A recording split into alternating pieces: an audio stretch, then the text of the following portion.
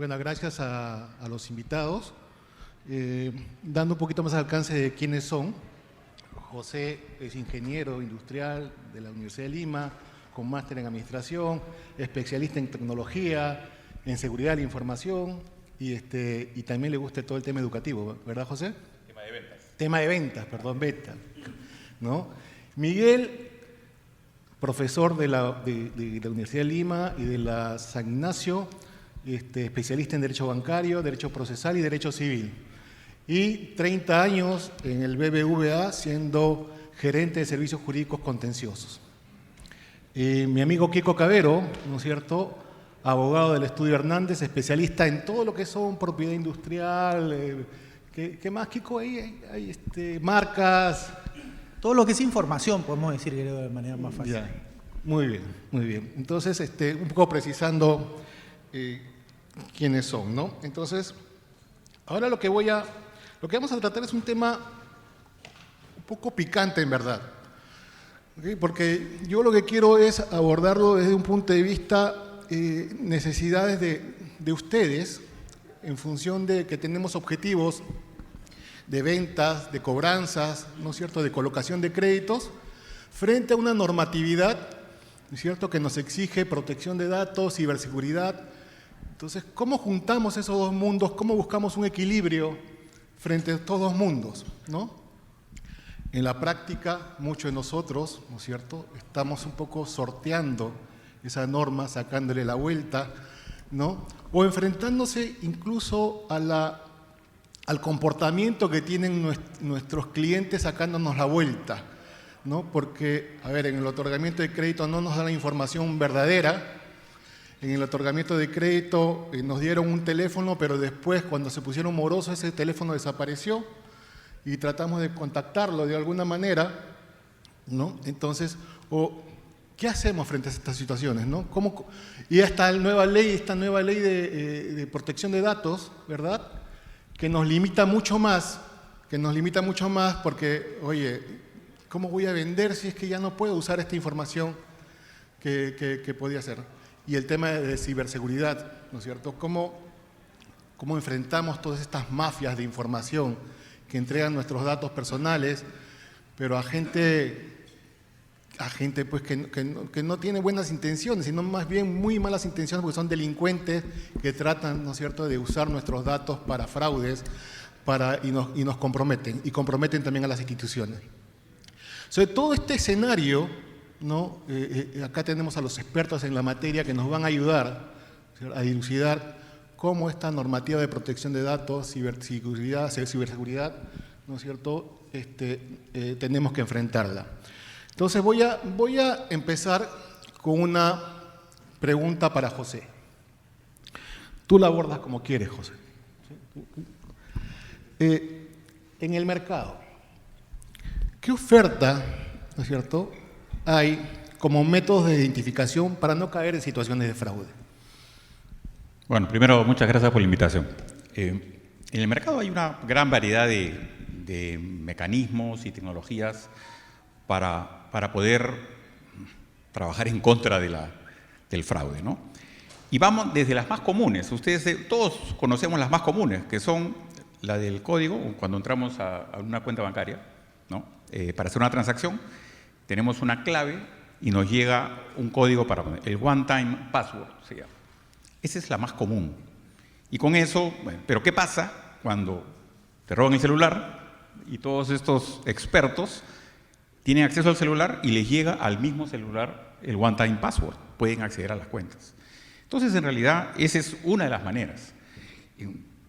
Lo más importante en esto es cómo enfocar el proceso de onboarding. Hay un concepto que las entidades financieras y en muchos países está regulado, que se llama el Know Your Customer. Conoce a tu cliente. Y eso se hace previamente a que cualquier cliente pueda hacer una transacción. Entonces, a partir de eso, ¿cómo es? Yo te escaneo el ID, me tomo un selfie y luego hago el match entre el selfie y el ID. El ID, por supuesto, verificado con la RENIEC, probablemente. Entonces, eso es una manera. Pero después existen formas y grados de sofisticación para esto. Y una de ellas puede ser, por ejemplo, ¿no?, el Fake ID Detection. Esa es una tecnología que te permite, a través de algoritmos de inteligencia artificial, ahora que está tan de moda, detectan si es que la foto ha sido alterada, si ha habido Photoshop, si ha sido impresa o en un papel que no es el adecuado, si es que ha habido modificaciones de algún tipo. Entonces, todo eso, si ha sido tomado de un celular, todo eso permite detectar que el ID es falso. O puede ser también el liveness detection, porque tú puedes poner una foto, un muñeco, una máscara. Eso es muy gracioso, lo vemos en las películas, ¿no? Pero hay tecnologías que te permiten saber que la persona que está atrás está viva.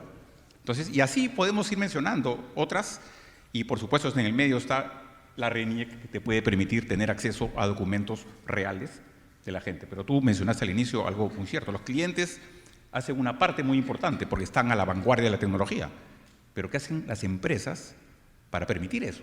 Y ahí está el grado de sofisticación que las empresas le pueden imprimir a esos procesos de onboarding para evitar que cualquier persona pueda alterar un documento o un perfil y tenga acceso a cuentas o acceso a otros servicios. A ver, hay mucha gente acá que trabaja en el proceso de cobranza, dirige equipo de cobranza. Sin embargo, nos encontramos dentro de nuestro portafolio de morosidad mucho fraude. Muchísimo fraude, ya ha pasado por todos estos mecanismos, y estoy hablando de todas estas instituciones. ¿Por qué crees? ¿Porque hay un factor humano ahí? Lo que pasa es que creo que los que están en ciberseguridad podemos hacer una analogía, ¿no? Yo creo que la seguridad es tan débil como es tan fuerte como el punto más débil. ¿Qué quiere decir? Que nosotros podemos tener una puerta de fierro con 5 candados y llaves y todo, pero dejo la ventana abierta. Entonces, de nada me sirve tener una seguridad tremenda si es que dejo la ventana abierta. Lo mismo pasa en las entidades. Yo puedo tener todos los sistemas de verificación, pero si tengo, tú lo acabas de mencionar, si tengo una persona que le permitió a otra, a un cliente, pueden estar coludidos, acceder, hacer el onboarding y tener acceso a los servicios, entonces ahí ya tenemos el problema. Entonces no se trata de simplemente cuál es el sistema más fuerte, es cómo yo desarrollo una estrategia integral de seguridad que implique, más allá de los temas de seguridad, ciberseguridad, también de los procesos de onboarding y verificación de las personas que van a hacer uso de los servicios. Yo creo que va por ahí. Ok, ahora nos vamos por el tema legal. ¿Sí? Miguel, Kiko, voy a hacer algunas afirmaciones. Y ustedes, ¿no es cierto?, ¿están de acuerdo o no están de acuerdo con estas afirmaciones? ¿Okay? La normatividad vigente ha servido para generar una cultura en los administrados. Obviamente se entiende de entidades financieras. ¿Es verdad? Pues no es verdad que la normatividad vigente ha creado esta cultura, imaginen una cultura financiera, una cultura, ¿no es cierto?, de crédito en los administrados. Marcos, en primer lugar, muchas gracias por la invitación. Yo creo que sí, hay que ponerle matices a esa afirmación, pero sí ha creado una cultura. Lo que pasa es que es algo dinámico, algo en movimiento, porque, veamos, primero, los datos tienen una protección de carácter constitucional. Desde antes de la entrada en vigencia de la Ley de Protección de Datos, uno podía hacer valer sus derechos respecto de sus datos a través de acciones constitucionales. Tenemos la Ley de Protección de Datos, que es del año 2011, el reglamento del año 2013. Si hacemos una comparación con otros marcos legislativos, por ejemplo, de América, digamos, es una norma más o menos centrada, probablemente tiene algunas consideraciones tradicionales, se tienen que hacer algunas actualizaciones y modificaciones, pero ahí viene el problema. O sea, las normas, las leyes se dan por el concepto de la generalidad, ¿no? Ninguna norma se puede dar por diferencias o por singularidades. La norma tiene una vocación de generalidad. Y como ha señalado mi antecesor en el uso de la palabra, esto es muy dinámico. Entonces, mientras en este momento estamos hablando, se están generando nuevas situaciones de fraude. Cada vez se inventa un mecanismo tecnológico de fraude y entonces esta es una guerra de nunca terminar entre las entidades del sistema financiero en general y los hackers y estas organizaciones malévolas que tratan de vulnerar los sistemas de las entidades y las propias cuentas de los particulares. Entonces se inventa un mecanismo, surgen los paliativos, se cubre ese aspecto y a continuación surge un nuevo mecanismo y esta es una competencia de nunca terminar. Entonces siempre vamos a tener el problema tecnológico y la necesidad, la fuerza de actualizarlo. Entonces, creo yo que más que una modificación de normas, que como digo tienen lo general tanto la ley como el reglamento, de lo que se trata es de continuar en la institucionalización. Y eso pasa por varios aspectos. No es solamente el conjunto de medidas necesarias que debe tener cualquier entidad del sistema financiero, sino también la cultura que tiene que existir, ¿no? Entonces, no tenemos, por lo menos en el caso peruano es algo incipiente, una cultura suficiente sobre el conocimiento del mundo financiero, en general sobre las finanzas, y entonces ahí tenemos un bemol. Va a depender entonces de una actuación dinámica con formación de la sociedad civil en general y también las acciones que proactivamente deben llevar adelante las instituciones del sistema financiero. Por ejemplo, el otro día, no sé qué día, hace muy pocos días salió una noticia respecto a que el diario Gestión anunciaba que se iba a incorporar en la currícula de los estudios de colegio temas de contabilidad, de finanzas y de negocios, ¿no? Y digamos, esa es una formación básica, elemental, que debería tener cualquiera y no sería necesario esperar hasta la fase universitaria o ya estar en la vida real para empezar a tener esos conocimientos. Entonces, hay una base de formación necesaria que parte de la colectividad. Tiene que existir una educación financiera, para lo cual evidentemente debe existir una acción de las entidades, pero hay una obligación estatal también y hay una obligación de la colectividad por lograr todo ello. Entonces, respondiendo a tu pregunta, sí, pero falta. Es una buena base, pero hay que hacer cosas. Y otro aspecto, con esto le cedo la palabra a Enrique, otro aspecto que hay que considerar es que no debemos pensar que las soluciones se van a dar simplemente por los cambios normativos. Eso pasa, por ejemplo, en el mundo procesal. Que yo tengo abundante experiencia en materia procesal, y es que se piensa que haciendo un cambio de la estructura del proceso ya se soluciona el problema, y no es así, porque vamos a tener problemas de congestión, vamos a tener diversas situaciones inclusive de aplicación de la norma en la vida real. Entonces, si cambiamos las normas deben tener vigencia. Para que tengan vigencia se necesita un soporte institucional, y ese soporte institucional lo construimos todos. No basta con hacer los cambios, porque además existe el desarrollo jurisprudencial, que eso lo podré comentar en la siguiente ronda, que suple las circunstancias de insuficiencia normativa. Perdón por haberme extendido. No, dale. Se nota que eres profesor, Miguel. Kiko, lo mismo, pero le agregaría un poquito más. ¿Estamos preparados para esta norma? A ver, la norma, como dice Miguel, en lo que estoy totalmente de acuerdo con él es que la respuesta es depende, ¿no? La norma viene en full vigencia más o menos desde el año 2013, ¿no? Y si tú miras hoy día a la totalidad de las empresas que hay en el mercado, hay un buen porcentaje, ¿no? Yo no sé si decir una mayoría de empresas que a lo mejor hoy día todavía no han hecho un proceso de auditoría y adecuación completa para un tema de compliance o de cumplimiento con la ley. Entonces, una forma de verlo es que no estamos preparados, otra forma de verlo es que no hay la suficiente cultura, como tú decías, o necesidad, ¿no? Pero, a ver, el tema de la protección de datos y de la privacidad en general es un derecho importantísimo, que tiene, como decía Miguel, rango constitucional, pero es un derecho bastante nuevo, ¿no es cierto? Este derecho hace 20 años no existía. Como en el siglo XVIII, seguramente, o a los inicios, por lo menos, no existían los derechos laborales, ¿no es cierto?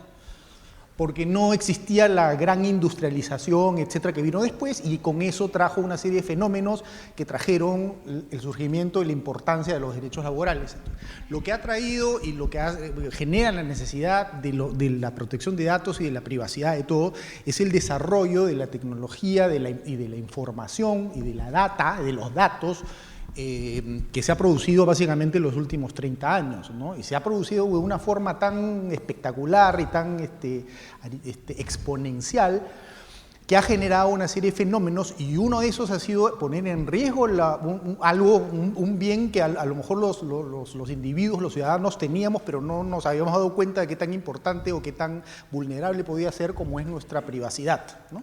Entonces, por un lado, hay todo ese tema. Si nosotros nos ponemos el zapato de ciudadanos, vamos a tener qué importante es la privacidad y lo podemos entender desde ese punto de vista. De repente, si nos ponemos en el zapato de una empresa que está tratando de hacer negocios como vender, ¿no es cierto?, y todo el uso que yo le puedo dar a la información de datos, hacer profiling, recolectar data de todo el mundo por aquí por allá, cruzar y utilizarla para ventas, o cobrar, ¿no es cierto?, como es el negocio, entiendo de muchos acá, cómo utilizo mejor la data. Entonces, de repente la visión puede cambiar un poquito si cambia de sombrero, ¿no?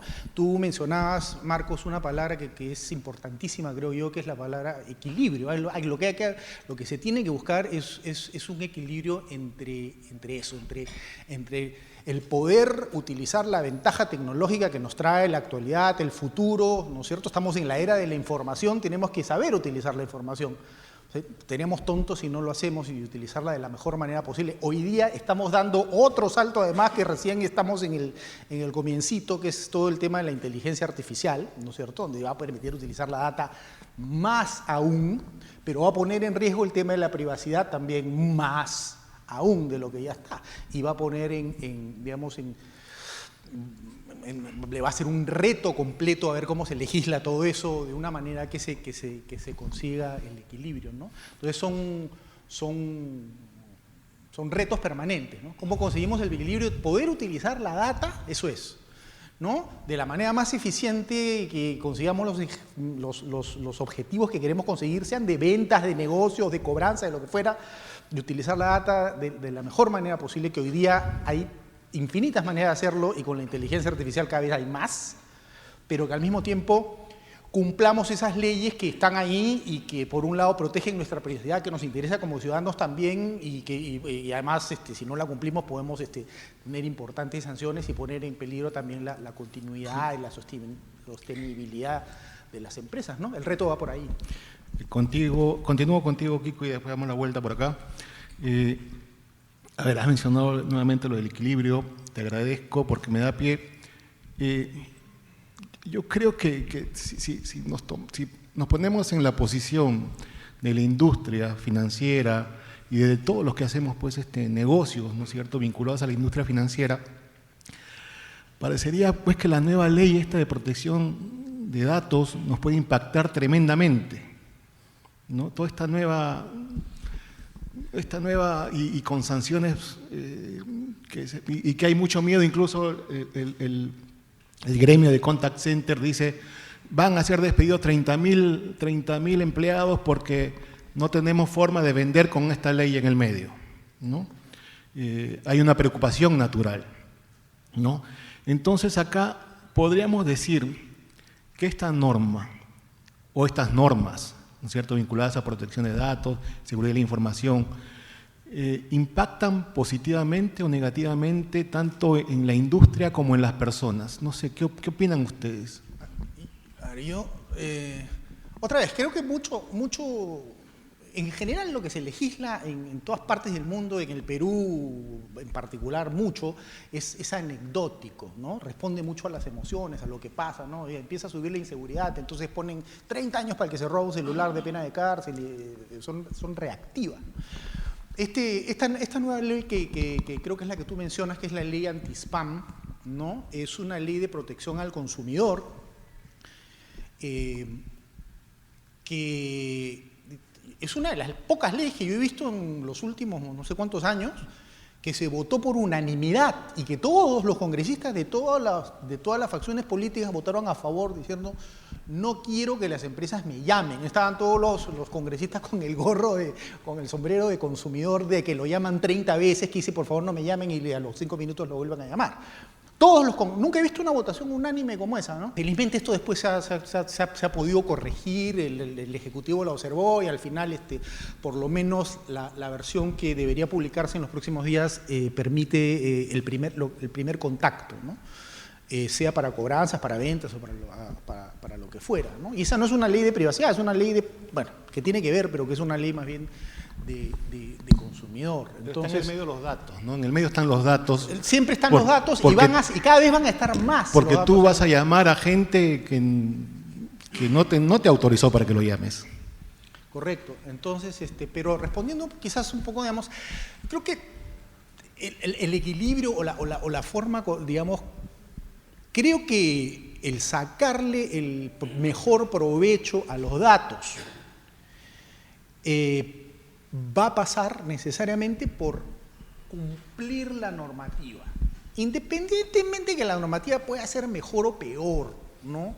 Yo personalmente no creo que la normativa peruana es la mejor, creo que tiene un montón de problemas y defectos de definiciones y cosas, pero vamos, está en las líneas generales como decía Miguel, de lo que hay en todas partes del mundo de proteger la privacidad, ¿no? Principio de consentimiento, seguridad, en fin, todas esas cosas, ¿no es cierto? Entonces, más allá del detalle y a veces requisitos absurdos o cosas que se pretenden prohibir, como si se llegaba a prohibir esto del primer contacto, sí nos ponían verdaderamente en problemas, ¿no?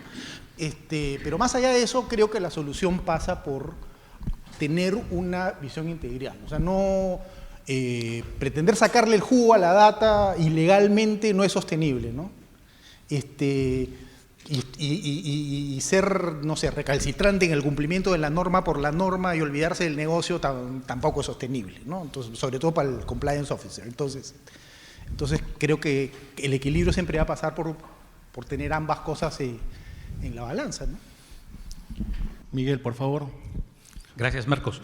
Suscribo lo señalado por Enrique y además comento algunas cosas, ¿no?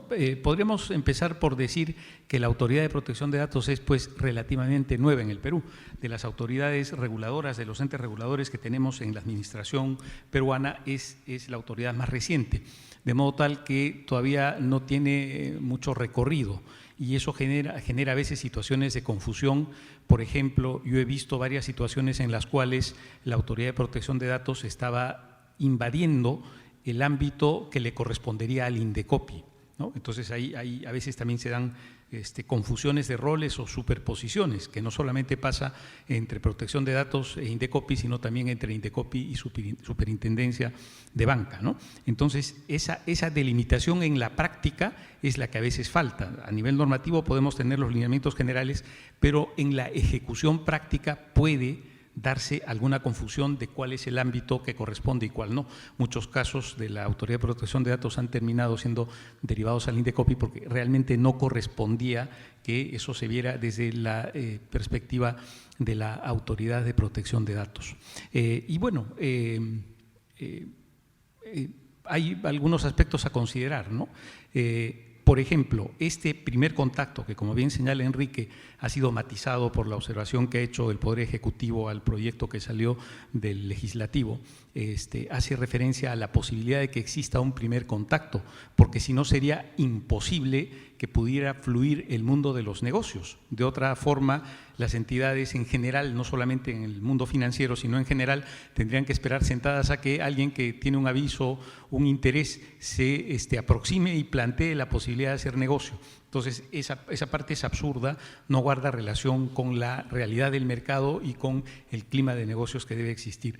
Respecto de las otras llamadas de contacto que se pueden hacer, esas no tienen limitación solamente por las horas, ¿no? Porque si ya existe el nexo se puede llamar, y si estamos en escenarios de cobranza con mayor razón, ¿no? Porque evidentemente hay alguien que obtuvo un crédito para lo cual ya tenía un vínculo, tenía todos los datos y está incumpliendo una obligación, y entonces es perfectamente posible plantearle los requerimientos de pago. Lo que hay que respetar son las horas, ¿no? Hay horas en las que sí se pueden efectuar estas llamadas y horas en las que no.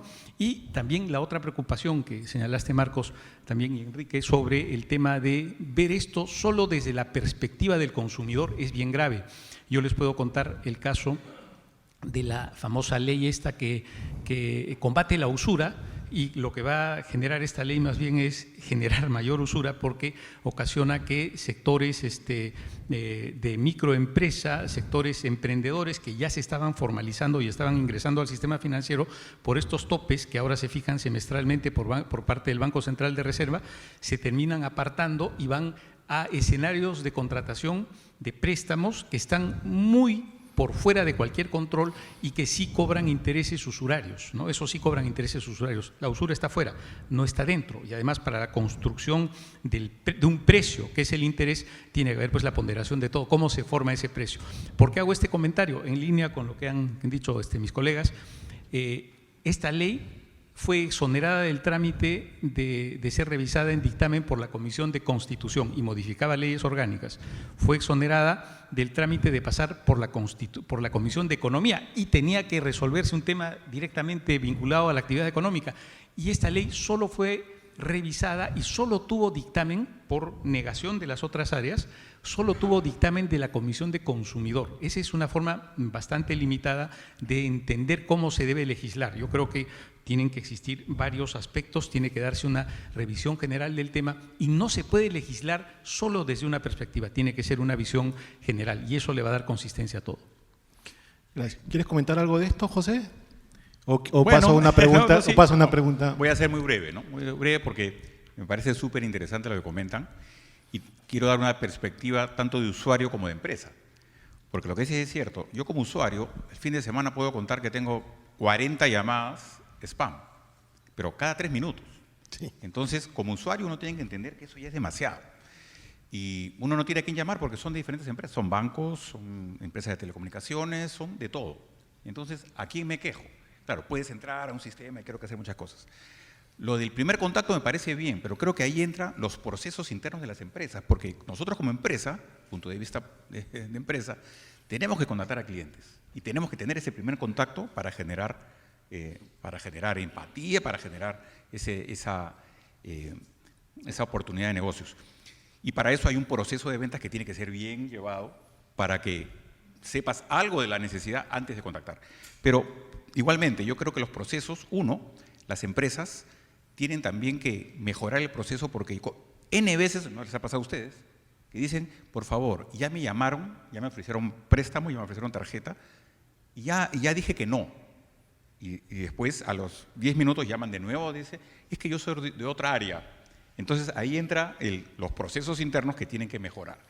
Y por último, la parte de tecnología, y acá hago un llamado a todos, porque yo me sorprendí de una charla que fui de seguridad y que nos decían, a ustedes no les llega cuando abren una página web, le dicen, ¿acepta los cookies?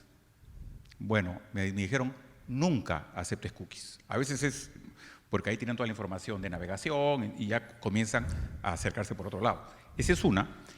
Y la otra que también nosotros, por entrar a muchos sites de marketing, qué sé yo, ponemos acepto que me contacten para... No.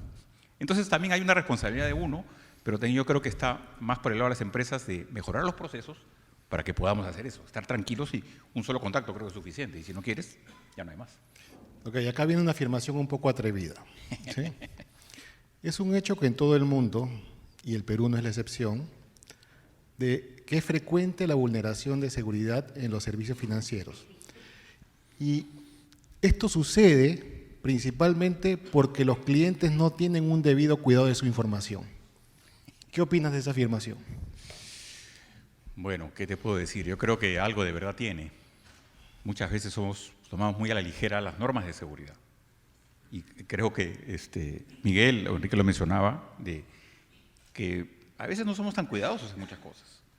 Y eso tiene que ver con que el peruano, mencionabas, ¿no? Es más relajado en muchas cosas, entonces dice, no, yo le saco la vuelta, yo lo paso, lo hago más rápido y puedo evitar esa cosa. Pero por sobre todo tiene que estar, lo que tenemos que asegurarnos es que las empresas cumplan con todos los procesos, porque solo así las empresas pueden estar cubiertas ante estos tipos de fraudes. Porque una cosa es que yo no cumpla, es culpa mía, pero si tú no cumples, entonces ¿a quién le echas la culpa? Y pasan, ¿cuántas veces? El phishing. Nos llega un correo, nos dicen, el banco de crédito, digo, un banco, cualquier otro banco, le dice, está revisando su número de cuenta, por favor validar porque se van a cerrar, porque no te... Y yo conozco gente que le da clic, phishing, y le pasean las cuentas. Entonces, alguna vez le pasó a una persona cercana a mí y me dice, ¿qué hago? Claro, puso el reclamo, pero ¿el banco qué dijo? Eso no es mi responsabilidad. Y es verdad, la persona le dio clic al phishing y cayó redondo. Entonces, creo que hay una parte de los dos, pero los bancos o las entidades en general deben ser mucho más estrictos o cumplir con todo lo necesario para resguardar la seguridad. De acuerdo. Quiero complementar, por favor, Miguel, esta pregunta con otra afirmación, ¿no?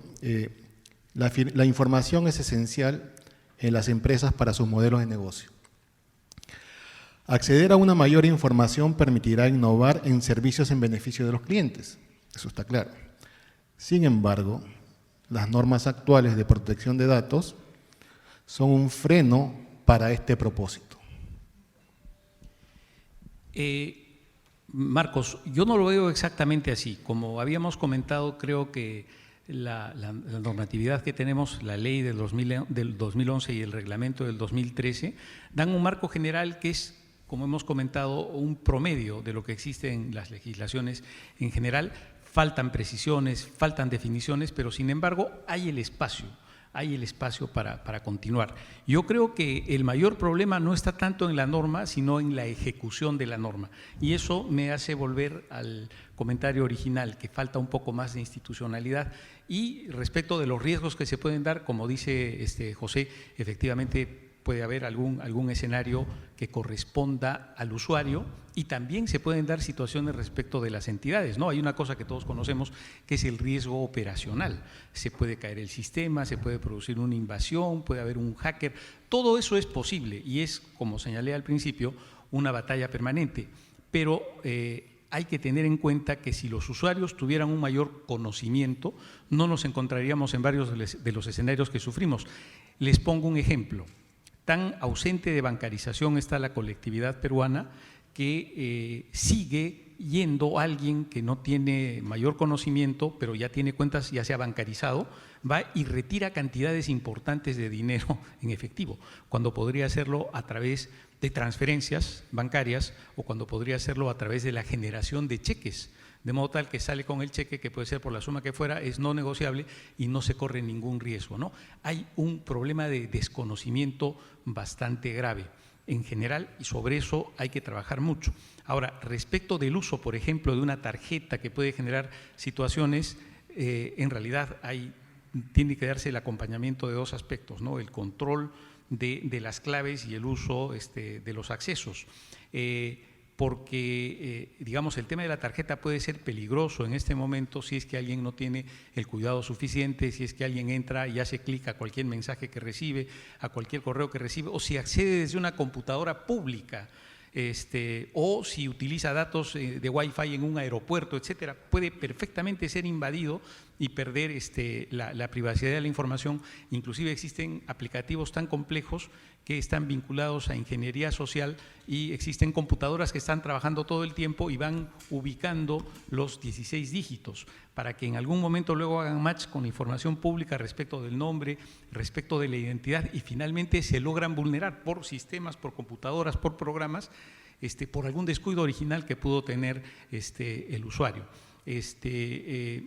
Usar un instrumento bancario y darle responsabilidad a la entidad financiera sin tener la diligencia suficiente es más o menos como adquirir un vehículo, manejarlo descuidadamente y hacer responsable a la concesionaria por lo que le pase al que está conduciendo el vehículo. De acuerdo. Kiko, por tiempo vamos a pasar a otra pregunta. Tú tienes una varita mágica. Tienes la opción de cambiar cosas, mejorar cosas en toda la normatividad actual, ¿no es cierto? Obviamente para optimizar la protección de datos y la seguridad de información y buscando ese equilibrio. ¿Qué cambios considerarías necesarios para el mercado peruano? Qué difícil. Pero bueno, o sea, a ver, creo que esto se relaciona mucho con la pregunta anterior. El tema es si es que la legislación te restringe o te impide, digamos, la actividad económica. Yo creo que sí. O sea, digamos, tenemos la legislación nuestra no es la más técnica, no es la mejor hecha, no es ciertamente en algunos aspectos, sobre todo, es hiperrestrictiva, ¿no es cierto? Y bueno, a veces lo que no saben los legisladores o la gente es que todas estas legislaciones restrictivas terminan perjudicando justamente a quien quieren proteger. Así como la supuesta norma contra la usura, digamos, termina haciendo que haya más usura, esta norma, la restricción excesiva lo que termina es más bien dañando la seguridad y la privacidad de los ciudadanos comunes, ¿no? Y alentando la informalidad y eso que tan fácil puede proliferar. Entonces,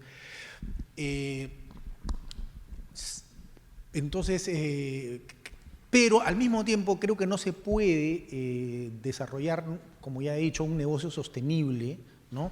En ventas, en cobranzas o lo que fuera. De hecho, ese paso cobranzas tiene su régimen especial, digamos, en temas de todo lo que es patrimonio y créditos, digamos, tiene su norma especial, tiene una excepción al consentimiento, ¿no? Tú al deudor no tienes que pedirle permiso para utilizar sus datos para poderle cobrar, ¿no? Eso está previsto en la ley como está previsto en la Indecopi ley. tiene otra interpretación a veces, ¿ah? ¿Ah? Indecopi tiene otra interpretación a veces. Claro, lo que pasa es que, como decía Miguel, a veces se confunden un poco los planos de lo que es protección al consumidor con lo que es privacidad. Pero, digamos, debería, digamos, el tema de cobranzas ir por su cuerda separada. Entonces, lo que hay que tratar de hacer es un balance. Yo sí creo que la ley, repito, necesita una serie de ajustes. O sea, le cambiaría las definiciones. Para comenzar, la definición de qué cosa es un dato personal está mal, ¿no? Y la repiten y la repiten. Ahorita hay un proyecto de reglamento que nuevamente, o sea, cambian una serie de cosas en el reglamento, nada real, nada sustancial, ¿no?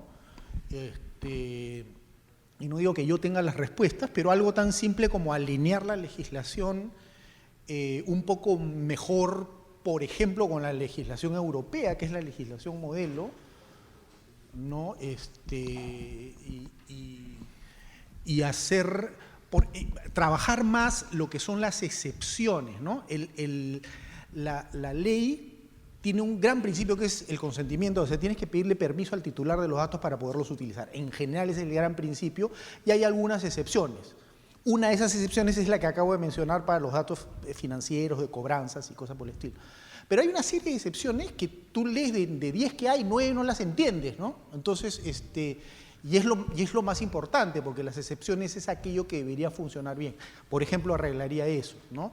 Que las excepciones estén mejor delimitadas. Okay. Que en los casos que no hay que pedir consentimiento, no llegar al absurdo en el que, por ejemplo, sí más o menos nos encontramos hoy día, que hay una interpretación de la autoridad, que si tú no tienes que pedir consentimiento, pero igual tienes que informar, con lo que igual tienes que contactar y hacer todo el reproceso. Yo creo que en los casos que no hay pedir consentimiento, eso también se podría cambiar.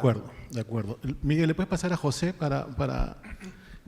José, tienes la varita mágica también tú, ¿sí? Sí. Pero quiero agregar a la varita mágica también de que nos cuentes de procesos exitosos o de fracasos vinculados al tema de la protección de datos o seguridad de la información. Además de la varita mágica, tienes esta opción. Tengo eso. ¿Sí? Pero antes, si puedo agregar algo, ¿no? Acá está Olimpo, está en ese lado de las normas, eso no me meto, pero yo creo que, brevemente, los procesos, nuevamente, las empresas tienen que mejorar. Yo creo que si hay algo que podríamos mejorar en la norma, quizás, y no sé, falta de interpretación, obviamente legal, hay muchas empresas cuyos procesos de onboarding no son tan buenos. Yo no entiendo cómo pueden delincuentes tener cuentas corrientes a las cuales hacen el depósito y después sacan la plata. Y no saben quién es. Entonces, hay información valiosa que creo que a través de una norma se podría compartir o por lo menos forzar que el onboarding de las personas sea tan bueno que esta persona no se atreva a hacer algo porque va a ser identificado. Eso creo que podría ayudar. Ahora, la varita mágica, bueno, y el éxito, fracaso. Nosotros tenemos y conocemos empresas, por ejemplo, en Chile. Se dio mucho, lamentablemente la pandemia, como sabemos, creo que lo único bueno que ha traído es que ha acelerado el proceso de automatización de ciertos procesos y la tecnología para aspectos remotos. Existe un banco que hizo en la pandemia, mejoró los procesos de onboarding remoto. La gente no podía salir, pero tenía que seguir haciendo transacciones. ¿Cómo tú haces que una persona vaya a la oficina a abrir una cuenta si es que está prohibido salir por la pandemia? Entonces, lo que se hizo, y ahí se generaron más de 1 millón de nuevos onboardings de personas que de forma remota podían acceder. Los que hemos estado acá y han tenido que hacer alguna operación, yo me acuerdo de tener un video en el cual las personas decía, ¿eres tú? Sí, soy yo. Es un video. Hoy día el proceso de onboarding es con el ID, con todo eso. Casos exitosos. Los millennials hoy día. Los millennials son las personas que odian ir a la oficina del banco, no tienen carro, toman el Uber, todo es digital. No quieren tener tarjeta de crédito, quieren una tarjetita con la cual puedan pagar. Todo eso se logró también hacer eso. O sea, ¿en base a qué? En base al poder. No tienes que ir al banco, el onboarding es remoto y te doy esa tarjeta digital, una tarjeta de crédito digital, para que puedas pagar el taxi, para que puedas pagar otras cosas. Entonces hay muchas cosas. Los migrantes, que hoy día tenemos en la región muchos migrantes, lamentablemente, conocemos el caso de Venezuela, y hay mucha gente de bien, ¿no? Por más que las noticias siempre digan otras cosas, y gente de bien que tiene su ID, pero que ¿cómo va a generar un historial crediticio si no tiene acceso? Entonces se puede realizar una verificación de identidad, ojalá cruzada con Venezuela, si es que existe, ¿no? Y con eso pueden entrar al mercado, digamos, al ambiente bancario y generar un historial de crédito para futuros créditos. Entonces, hay casos buenos. Acá, ¿qué se ha dado? Se da, por ejemplo, que huella digital. Yo escuché la vez pasada un banco que dice, oye, fraude, ¿a través de qué? De un huellero. Entonces, también hay tecnologías, pero acuérdense que si nosotros estamos avanzando a pasos agigantados, los ciberdelincuentes están corriendo, siempre están adelantados. Entonces, las tecnologías se vuelven obsoletas muy rápidamente. Entonces, tenemos que estar actualizados. Muchas veces yo he visto, de repente, entidades financieras que pueden decir, cuando a la hora de decidir, este aparato es más barato, no tenemos presupuesto, y van por el barato. Sí, hay muchas entidades que van a decir, yo prefiero capturar, y va a haber un riesgo, claro, el tanto por ciento que yo estoy dispuesto a correr, pero eso abre las puertas a los ciberdelincuentes o a los delincuentes comunes que ya tienen cuentas porque se relajó de esa manera. Esa es parte de la norma que también podría mejorarse para poder cubrir o disminuir el fraude, ¿no? Pero hay diferentes casos que se pueden dar. Muchísimas gracias a los tres especialistas en la materia. Tenemos un par de minutitos para preguntas, si es que quieren hacer alguna pregunta. La gente de otorgamiento de crédito, de ventas, de cobranzas. ¿Alguna pregunta vinculada a protección de datos o ciberseguridad? ¿Alguna? ¿Nadie se atreve? ¿Muy complejo el tema? Pueden hacerlo, ¿eh? Sí. Miren que tenemos tiempo. Hay un valiente ahí. Ahora recuperamos el tiempo, así que podemos hacer varias preguntas.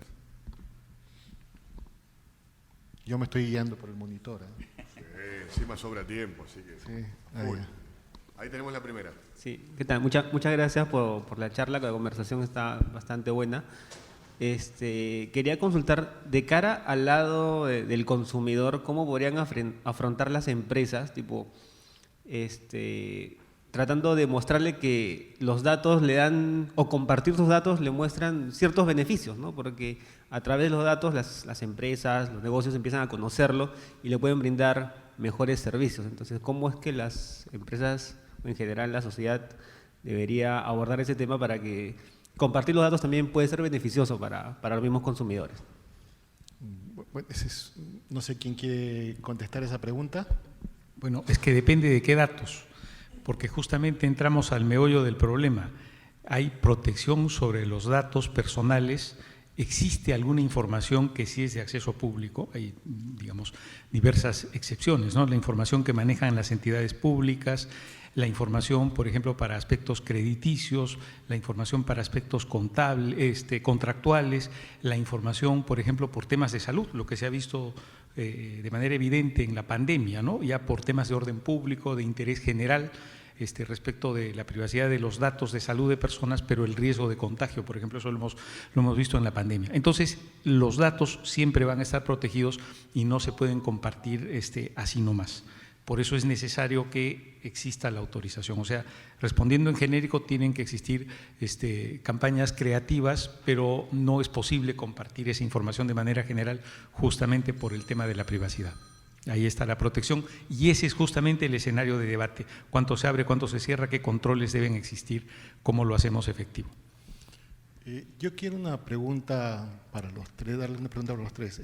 Todos tenemos Facebook, Instagram, TikTok, LinkedIn, y ahí comentamos, le damos me gusta, metemos muchísima información personal de nuestros contactos, muy íntima a veces, y eso es de acceso público, ¿no? Y lo que no es de acceso público, también alguien tiene acceso a esa información, ¿no es cierto? Los hackers o los mismos propietarios de esta información. Y esa información hoy día está siendo mal utilizada, ¿no? ¿Qué opina José de esa situación? Bueno, no sé si ustedes han visto, había un programa en el cual a una persona, tenían una vidente y traen a una persona y le dicen, tú tienes te va a pasar esto, vas a ir, tienes amigos allá que te van a hacer A, B, C. Cuando estaba Sombrac, totalmente 100% creyente de la vidente, abren una cortina atrás, habían 3 personas mirando su Facebook, ¿no?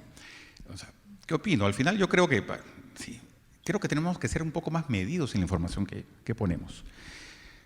Claro, y esta información, nosotros queremos poner todo ahí y la gente comienza a conocer nuestros usos y costumbres. Y saben que voy acá, que voy allá, y saben que yo no voy a estar en mi casa porque me voy de viaje. Entonces ya estamos a la delincuencia común, pero todo eso también ayuda a que el delincuente conozca quién es la persona y cuando trata de cometer el fraude, conoce quién es su papá, su mamá, dónde viven, qué planes tiene, cuál es su número. Conocen todo porque nosotros hemos facilitado eso. Entonces la recomendación es tratemos de ser más prudentes en la información que publicamos y hay herramientas, además, hay funcionalidades, opciones que podemos restringir a quiénes va o quiénes no. Hablando del fraude, existen dentro de la tecnología que existe también hay una herramienta que se llama SEON, que por ejemplo, si viene una persona y se hace pasar por alguien o tiene que crear un perfil, etcétera, puede analizar si es un perfil recién creado, si el teléfono es reciente, si recién usa WhatsApp, si es un perfil que recién está entrando en Facebook, en Instagram, 50 redes sociales. Hay herramientas, la tecnología está. Entonces, por eso vuelvo al tema de cuán seguro quieres ser, cuánto apetito por riesgo tienes para tomar medidas. Y además esas medidas no van solamente con la tecnología, esa es una parte. La parte de recursos humanos, tengo que entrenar a mi personal para que hagan o no tal cosa. Tengo que filtrar y reclutar gente que sea prueba para que no tengas ahí un punto de riesgo. Entonces es un concepto integral de la seguridad, que no solamente pasa por tecnología, ese es uno de los aspectos, pero pasan por muchas cosas más. La parte legal también es sumamente importante tomarla en cuenta para incorporarlo dentro de los procesos. Muchísimas gracias. ¿Damos por finalizado entonces? Muchísimas gracias, amigos. Damos por finalizado y un aplauso, por favor, para nuestros panelistas. Un fuerte aplauso, por favor, para estos excelentes speakers.